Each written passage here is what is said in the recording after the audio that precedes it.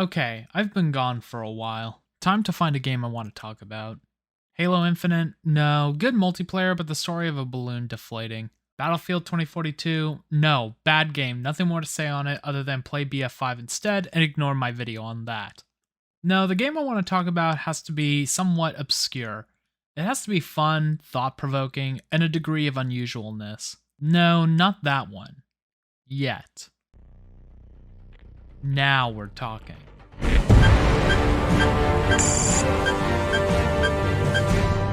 A while ago, I showcased my first gaming PC, an Alienware M14X. Except, this wasn't my first gaming PC. This was.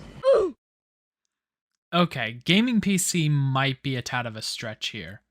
This was my first laptop, and it was pretty much designed to do two things really well. It was made to browse the internet and use Windows Media Center. The way I used it, though, wasn't necessarily the recommended use.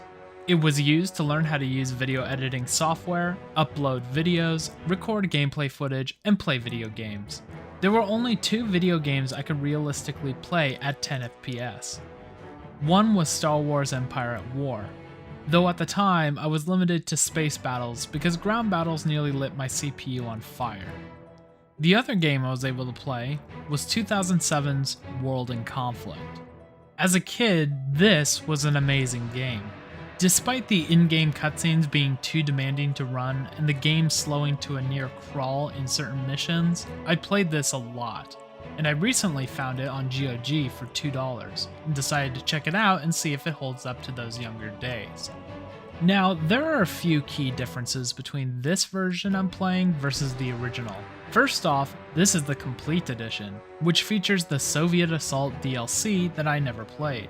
Second, my 16GB is too small for the game's 2GB of needed memory. No problem, just run the LAA program on it and the game will work fine. And thirdly, it looks like the multiplayer for the game no longer works, except there is a community patch to make that function. But this requires port forwarding, and I'm too impatient to do all of that, so we're just going to base this off of gameplay and story. World in Conflict is an RTS set in an alternate reality where the Cold War reached its boiling point and Russia invades Western Europe and follows up with an invasion of the United States. But instead of being bombastic and somewhat illogical like Modern Warfare 2 and 3, World in Conflict goes for a slightly more grounded route, where it was a set of bad decisions from the West that led to the invasions. And after replaying it, I found it to be more intriguing and engrossing than I remember, both in story and in gameplay. This is a different RTS. You don't necessarily build bases, collect resources, or any of the normal things in an RTS. Let me put it this way, if you thought Halo Wars 1 was a simple RTS, then World in Conflict makes Halo Wars 1 look like Supreme Commander. Here, you capture a zone, call in units, and direct said units. As long as you hold the circles, you can still call in stuff in the glow zone. The goal from Massive Entertainment was to make an RTS more appealing to those who were interested in the genre, but felt intimidated by the way most RTSs play. It was always about constant, persistent action that can be dynamic through the player's decisions, rather than the build-up leading to the action. Everything gets airdropped to you from the gods, who show up as C-17 Globemasters or II-76MDs. Sometimes they even merge together. The gods can also smite down on your enemies via airstrikes. You can absolutely decimate your enemy and the landscape around you. Just remember, if you're feeling overwhelmed, nothing soothes the tensions like 3 large barrages of heavy artillery or 3 daisy cutters. Provided you keep slaughtering your enemy to fill the blood chalice, you can call in as many airstrikes as you wish. The units you command are your typical soldiers and Cold War era vehicles. Rifleman rifle, sniper snipe, paratroopers para. Vehicles range from different tanks, helicopters, trucks, and AA. You also have specialty vehicles like repair tanks and medium and long range artillery. With all the units and air support, battles can become insanely chaotic. Everything is exploding, while you command units weaving about the destruction on the map. The skies are cluttered with drops, casts, maybe some rocket artillery. What's really impressive is the sense of scale. Not only do the battles themselves feel grand, the maps do as well. Every map in the main game feels massive, with so much detail packed in. Raging fires burning down a city in the distance, constant barrages of artillery. The sound design really emphasizes the totality of the destruction and chaos happening around you.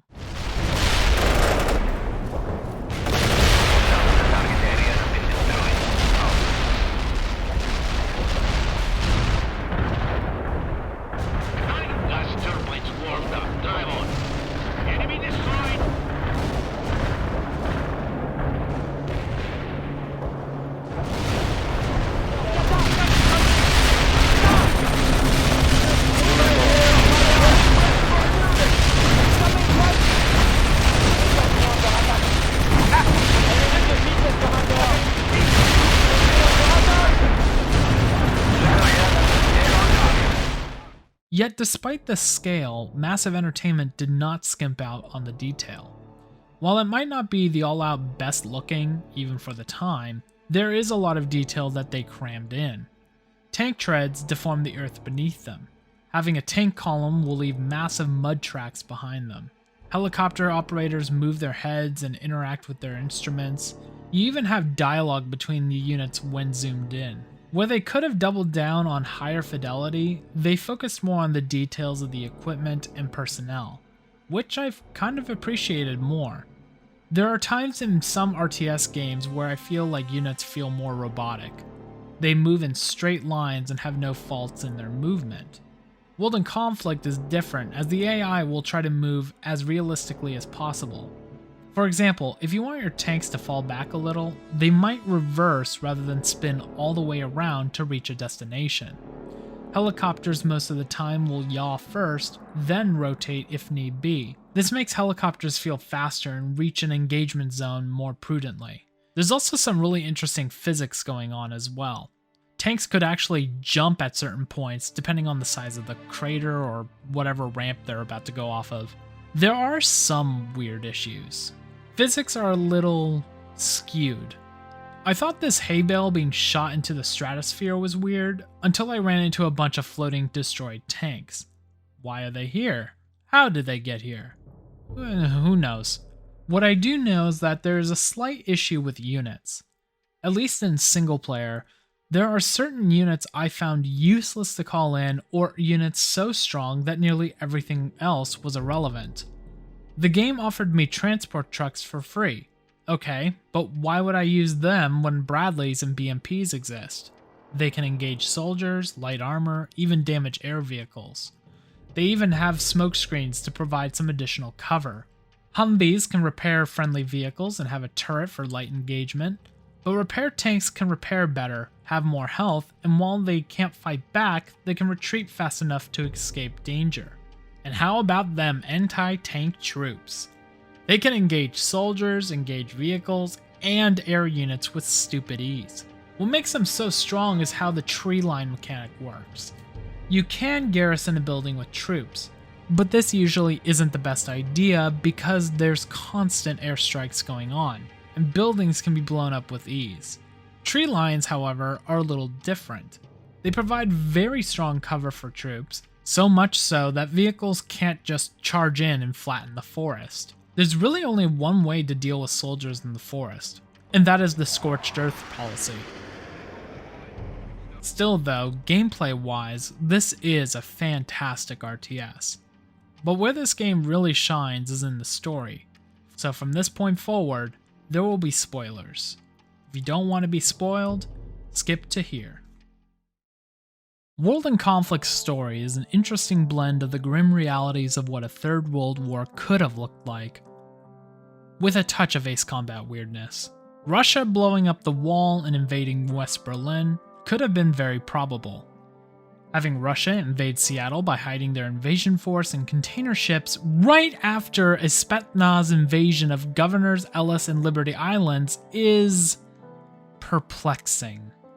A simple search shows that container ships have to go through a lot of checks and balances, including having a local maritime pilot board the ship and act like a valet. I'm not saying armed personnel on a container ship would be a red flag, But when they are brandishing Soviet uniforms, weapons, tanks, and helicopters, then maybe it's best to alert the authorities. Where it feels grounded is how the story goes on. There isn't much of the way of major moments where you feel victorious or glory. What you get is characters trying to survive a vicious, destructive war, but also trying to retain what normalcy they have left. There's a great cutscene where one of the soldiers who was roped in from the National Guard is trying to send over money to his ex-wife, but the agent in his office denies doing so because a certain form isn't filled out.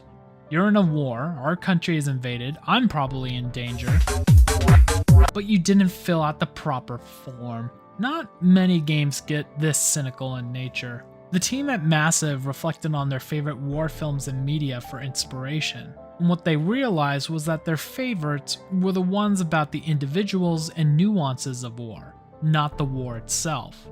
We see the troubled nature of Captain Bannon and his mom and father-in-law through the phone calls they have, Colonel Sawyer and his drive of winning by any means necessary, even at a catastrophic loss, or Colonel Orlovsky and his compassion for his fellow soldiers. Most RTS games focus on the power fantasy and bombastic nature of the player's position. Here, though, it's treated with more restraint and with respect to the forces you command. The flipping between both the Russian and American perspectives shines even more light in how unethical their situation is. Every Russian loading screen cutscene begins with unrealistic propaganda of how invincible and profitable their nation is, while also lying about their invasion progress.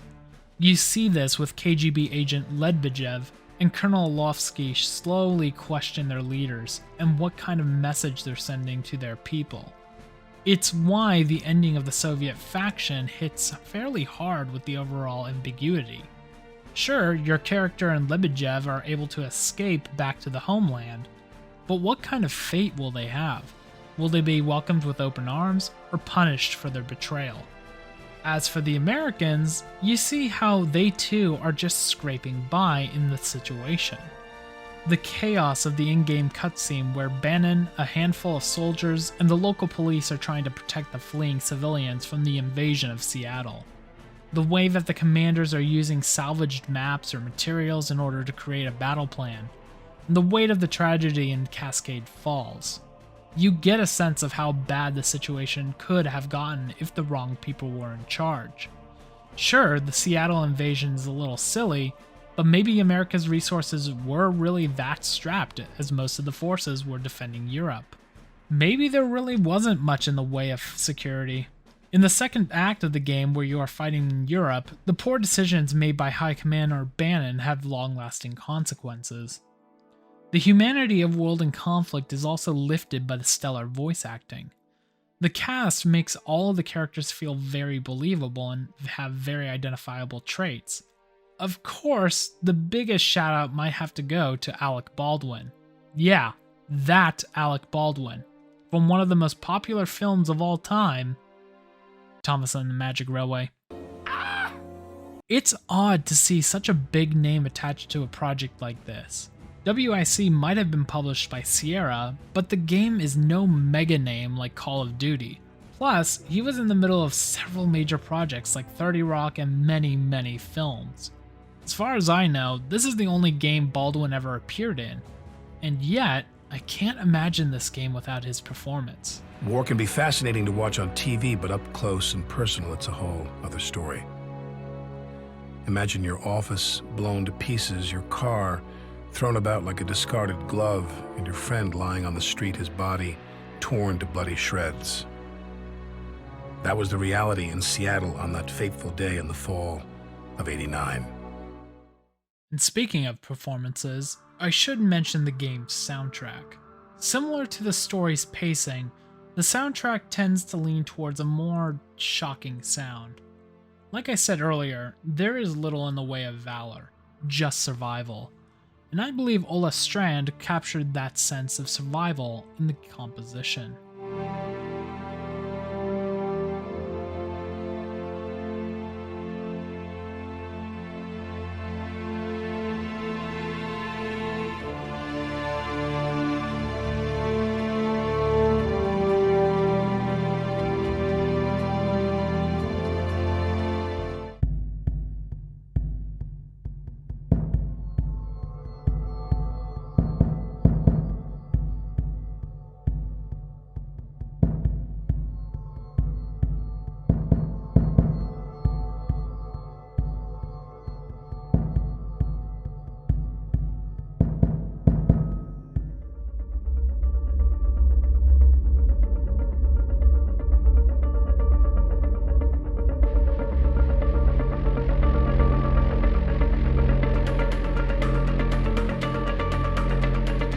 It feels grim in nature, but it pushes you to survive and outlive your opponent.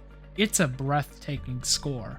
It's an overall solid experience. Really, the only issue I have is with the final mission where you retake Seattle. It's a long one, and with no checkpoints, it can be a slog and frustrating to complete, even on normal. And another issue I took was the deaths of some of the characters.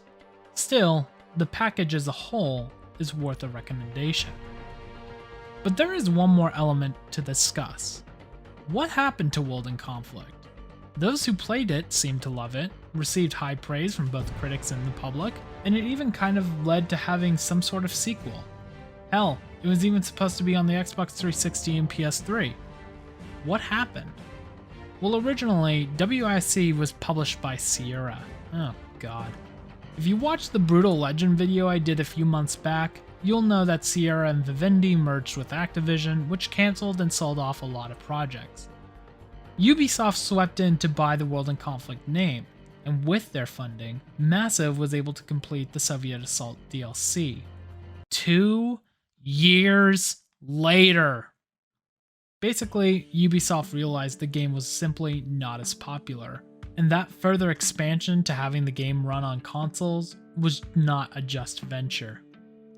This probably annoyed the people at Massive, because the goal was to make an approachable RTS that could have been mastered.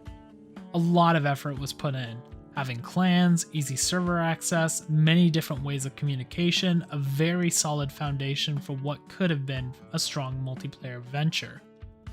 Maybe if the game did launch with console and PC ports on the same date, then it could have done something better.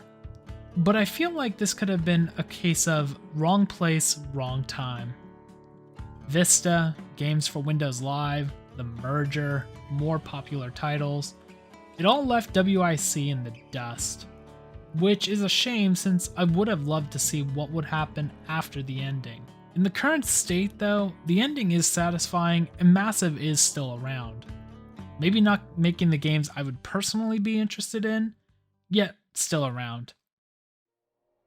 So where the hell have I been?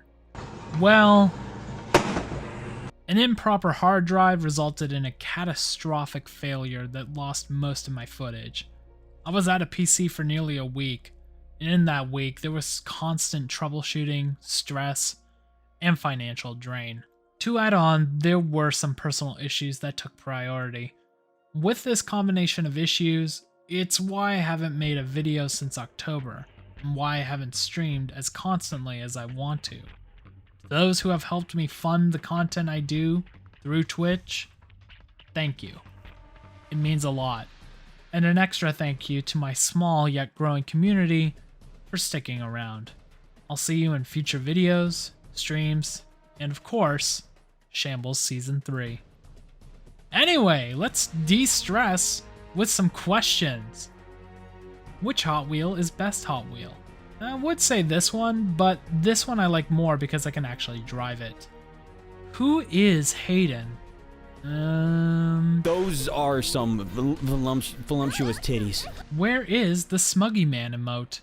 It can be found here on twitch.tv/thepattyman. You ever tried working with Racevic on a video, other than a cameo? You know, the thought never occurred to me. Let me check. He's upstairs anyway. Hey, Ray! Ray! What? Hey, do you want to maybe do a video together? Maybe Viva Pinata? Fuck no. Oh, okay. Games you are most excited about this year? Elden Ring, F1 22, New Need for Speed, Dying Light 2, Grid Legends, and Warhammer 3. Maybe Blood Bowl 3 as well. Any tips and tricks for editing? If we're talking video editing, it's organization. I always spend time making bins for everything I'm about to use. Footage, clips, narration, the whole project needs its bins. Otherwise you'll be digging around and your videos might come out messy.